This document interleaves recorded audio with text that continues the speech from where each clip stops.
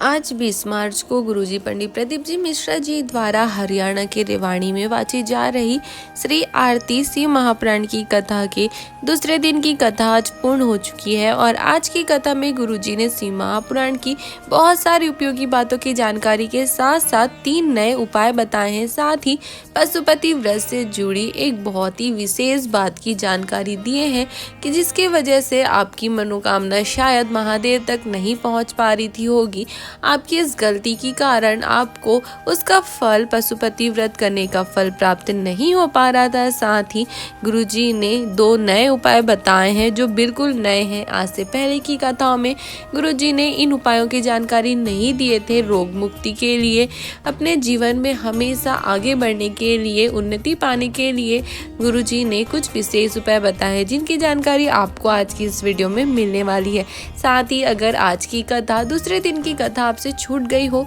या भी किसी भी कारण से आप आज की दूसरे दिन की कथा नहीं सुन पाए हैं तो आज की इस छोटे से वीडियो से आपको आज की कथा की संपूर्ण जानकारी मिल जाएगी। साथ ही आज के दूसरे दिन की कथा को रसवादन करने का फल भी आपको प्राप्त हो जाएगा। तो चलिए वीडियो को शुरू करते हैं और जानते हैं कि आज की कथा में गुरुजी ने कौन कौन सी विशेष उपयोगी बातों की जानकारी दिए हैं। तो कथा को शुरू करते हुए गुरुजी ने कहा कि जैसे कि हमने आपको कल कथा में बताए थे कि भगवान शिव के स्वरूप में और भगवान शिव के शिवलिंग में एक बहुत बड़ा अंतर है। गुरुजी ने कहा कि शिव महापुराण की कथा वर्णन करती है कि जितना बल भगवान शिव जी के स्वरूप में है उससे 1000 गुना ज्यादा बल शिव जी के शिवलिंग में होता है। शिव जी के शिवलिंग पर मात्र 1 लोटा जल चढ़ाने से आपको उसका 1000 गुना ज्यादा फल प्राप्त होता है।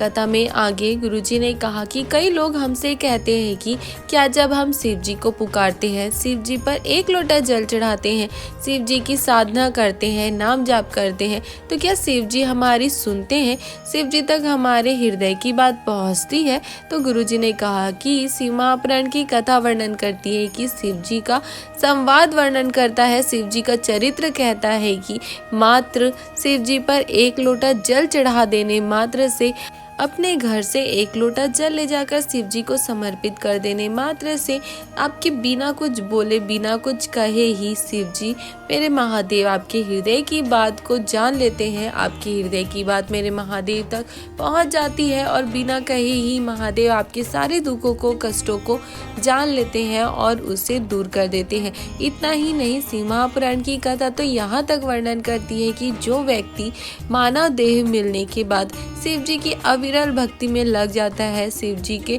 नाम जाप में लग जाता है, शिव जी पर 1 लोटा जल चढ़ाना शुरू कर देता है, तो उसे इस जन्म मरण के संसार में दोबारा जन्म नहीं लेना पड़ता है। उसे सीधे कैलाश धाम की प्राप्ति हो जाती है। कथा में आगे गुरुजी ने कहा कि जब हम चारों तरफ से दुखी हो जाए, चारों तरफ से सिर्फ दुख से घिर जाए, चारों तरफ से ही दुख के अलावा कुछ भी न मिल रहा हो, जब आप दुख से नहीं निकल पा रहे हो, बहुत ज्यादा कष्ट की जिंदगी निकल रही है, तो गुरुजी ने कहा है कि जिस प्रकार कुआं में फंसा व्यक्ति बाहर निकलने के लिए आवाज लगाता है, पुकारता है, उसी प्रकार से महापुराण की कथा कहती है कि जब आप चारों तरफ से दुख से घिर जाए तब आपको भी मेरे भोलेनाथ को, मेरे बाबा को आवाज लगाना चाहिए, उन्हें पुकारना चाहिए कि मेरे भोलेनाथ, मेरे महादेव, मेरे शंकर, मेरे पास आओ और मेरे सारे दुखों को, कष्टों को काट दो। शिव महापुराण की कथा वर्णन करती है कि यह निश्चित है कि अगर आपने हृदय से मेरे बाबा को पुकारा है तो महादेव जरूर आएंगे, आपके सारे दुखों को, कष्टों को जरूर दूर करेंगे। कथा में आगे गुरुजी ने पशुपति व्रत से जुड़ी एक विशेष बात की जानकारी देते हुए बताया कि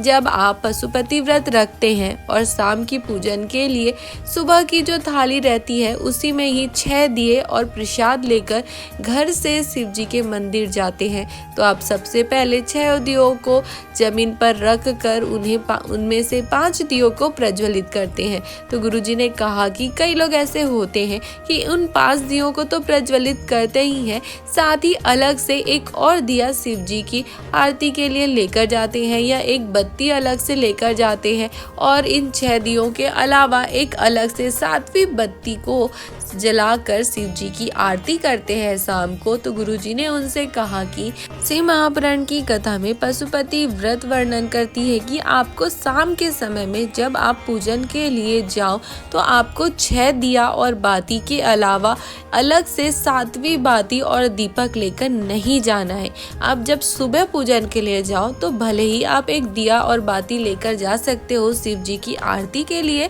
पर आपको शाम के समय में सिर्फ और सिर्फ 6 दिया और 6 बाती ही लेकर जाना है। उसके अलावा अलग से दीपक लेकर नहीं जानी है। अगर आप चाहे तो कपूर लेकर जरूर जा सकते हैं और शिव जी की कपूर से आरती कर सकते हैं। साथ ही गुरुजी ने बताया कि जब आप प्रसाद भी लेकर जाओ शाम को तो आपको उतनी ही प्रसाद बनानी है जितनी आप मंदिर ले जाओ, यानी कि आपको एक्स्ट्रा नहीं बनाना है या आपके बनाए हुए प्रसाद से आधा ले जाकर आधा बच्चों को या किसी और को नहीं देना है। आपको उतना ही बनाना है जितना आपको लेकर जाना है और आपको एक ही पात्र में लेकर जाना है और मंदिर जाकर उसके 3 भाग करने हैं। थोड़ा सा भी प्रसाद आपको घर में नहीं बचाना है, वरना वहीं पर ही प्रसाद के हिस्से माने जाएंगे। गुरुजी ने कहा है कि पशुपति व्रत की इन छोटी छोटी गलतियों की वजह से ही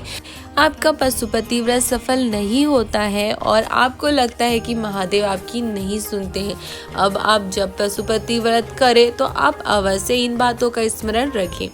कथा में आगे गुरुजी ने आरती शिव महापुराण की कथा में बताए कि 2 चलित चीज आपको कभी भी किसी को भी दान में नहीं देनी चाहिए या किसी को भी नहीं देनी चाहिए, क्योंकि अगर आप इन चीजों को देते हैं तो आपके जीवन में बहुत ज्यादा संकट आने लगता है, आपके जीवन में दुख आने लगते हैं, कष्ट आने लगते हैं और ये चीजें आपके दुखों का कारण बन जाती है। 2 चलित चीज का अर्थ गुरुजी ने कहा है कि आपको उपयोग करती हुई इन 2 चीजों को कभी भी किसी को भी नहीं देना चाहिए, दान में भी नहीं देना चाहिए या किसी को उपयोग करने के लिए भी नहीं देना चाहिए। और इन 2 चलित चीजों में से पहली चीज है तवा, जिस पर आप घर में रोटी बनाते हैं। गुरुजी ने कहा कि कभी भी आपको अपने घर की तवा जिसमें आपने कभी भी एक बार भी अगर रोटी बनाई है, उससे रोटी उतरा है, तो उसको आपको कभी भी किसी को भी नहीं देना चाहिए, किसी को भी दान में भी नहीं देना चाहिए। अगर आपके पास कोरी तवा है, यानी कि जिसमें आपने कभी भी कुछ भी नहीं बनाया है, कभी भी वो गैस पे नहीं चढ़ी है, उस पे कभी भी आपने रोटी नहीं बनाया, एक बार भी प्रयोग नहीं किया, तो भले आप उसे दान दे सकते हैं या किसी को उपयोग के लिए दे सकते हैं। पर आपको कभी भी उपयोग में जो आप ले रहे हैं तवा जिसमें आप रोटी बनाते हैं, या कभी भी जीवन में एक बार भी उस तवा पे अगर आपने रोटी बनाया है तो आपको उस तवा को किसी को भी दान में या उपयोग के लिए नहीं देना चाहिए। क्योंकि शिव महापुराण की कथा वर्णन करती है कि अगर आप अपने घर का तवा किसी को देते हो तो आपके घर के बच्चे बीमार पड़ते रहते हैं, बार बार उनका तबीयत खराब होते रहता है, बीमारी उनका पीछा नहीं छोड़ती है, उस घर के बच्चे का स्वास्थ्य कभी भी ठीक नहीं हो सकता है। एक ठीक रहेगा तो दूसरा बीमार पड़ेगा, दूसरा ठीक होगा तो तीसरा, इस प्रकार से बीमारी होते ही रहेगी, यह निश्चित है। और दूसरी चलित चीज जो गुरुजी ने बताए हैं वो है कढ़ाई, जो आपको कभी भी किसी को भी उपयोग के लिए या दान में नहीं देनी है। गुरुजी ने कहा कि शिव महापुराण की कथा वर्णन करती है कि अगर कोरी कढ़ाई आपके पास है, आपने कभी भी उपयोग नहीं किया है, कभी भी उसे गैस पे नहीं चढ़ाया है, उसमें कुछ नहीं बनाया है, कोरी की कोरी लाए हो और रखा है, तो आप उसे किसी को दान दे सकते हो या किसी को उपयोग के लिए दे सकते हो। पर अगर किसी कढ़ाई में आपने कभी भी पूड़ी बनाई हो या कोई सब्जी बनाई हो या फिर मीठा बनाया हो या कुछ भी बनाया हो, उसे प्रयोग में किया हुआ उपयोग किया हो, उस कढ़ाई का गैस में चढ़ाया हो, तो ऐसी कढ़ाई को आपको कभी भी चलित कढ़ाई को किसी को भी दान में नहीं देना चाहिए या फिर प्रयोग के लिए उपयोग के लिए भी उसे नहीं देना चाहिए। अगर आप ऐसी कढ़ाई को दे देते हो तो गुरुजी ने कहा कि आपके घर की आर्थिक स्थिति खराब होने लगती है, 1 रुपए कमाओ 1.25 रुपए खर्च होने लगता है, घर में पैसे की तंगी आने लगती है, गरीबी आने लगती है, चाहे कितना भी प्रयास कर लो आप, आपके जीवन में पैसा टिकेगा ही नहीं, कुबेर का भंडार भी खाली हो जाएगा। इसलिए आपको कभी भी ये दो चलित चीज़ों को दान में नहीं देना है, ना ही किसी को उपयोग के लिए देना है। अगर कोरी चीज़ें हैं तो आप दे सकते हैं, लेकिन प्रयोग में की जा रही या चला रहे हैं, जो आप अभी वर्तमान में उसका प्रयोग कर रहे हैं या प्रयोग करके छोड़ दिए, उपयोग करके छोड़ दिए हैं और रखा हुआ है, उसे भी आपको कभी भी किसी को नहीं देना है, वरना आपके जीवन में ये सारे दुख कष्ट तकलीफ आने लगेंगे। कथा में आगे गुरुजी ने कहा कि शिव महापुराण की कथा वर्णन करती है कि अगर आप कभी मंदिर जाओ, शिवालय जाओ, देवालय जाओ, और अगर आपके पास ना ही कोई धूप हो, ना कोई बत्ती हो, ना कोई दीपक हो, ना अगरबत्ती हो, कोई भी सामग्री नहीं है, और आप शिव जी की आरती करना चाहते हैं, तो गुरुजी ने कहा कि शिव महापुराण की कथा वर्णन करती है कि अगर आप एक बेलपत्र को शिव जी के शिवलिंग में अर्ध घुमाकर, यानी कि आधा शिव जी के शिवलिंग में बेलपत्र को घुमाकर फिर उसे वापस लेकर आप अपने हृदय से लगाकर उस बेलपत्री को शिव जी के शिवलिंग के ऊपर समर्पित कर देते हो, तो मात्र एक बेलपत्र अर्ध घुमाकर समर्पित कर देने से शिव जी की आरती करने का पुण्य, उसका फल आपको प्राप्त हो जाता है। कथा में आगे गुरुजी ने कहा कि शिव महापुराण की कथा वर्णन करती है कि आपके घर में जहाँ पर भी सभी देवी देवता विराजमान हो, आपके मंदिर में जब आप शाम को या फिर सुबह देवी देवताओं की पूजन करो, तो आपको एक विशेष बात का स्मरण अवश्य रखना है, जिससे आपकी आरती, आपके हृदय की बात आपके कुल देवी तक, आपके पितृ देवता तक, आपके देवी देवताओं तक पहुँचे। तो इसके लिए आपको जब आप शाम के समय पर या सुबह के समय पर अपने घर में दीपक प्रज्वलित करें, तो आपको दिया प्रज्वलित करने के बाद, दिया लगाने के बाद, दिया को आरती के लिए उठाने से पहले आपको घंटी उठाकर सबसे पहले घंटी बजानी है, और घंटी बजाते हुए आपको दिया उठाना है और फिर आपको आरती करनी है। गुरुजी ने कहा कि जब आप घंटी बजाते हुए दीपक उठाते हो और आरती करते हो, तो इससे आपकी घंटी की आवाज़ पहले सुनकर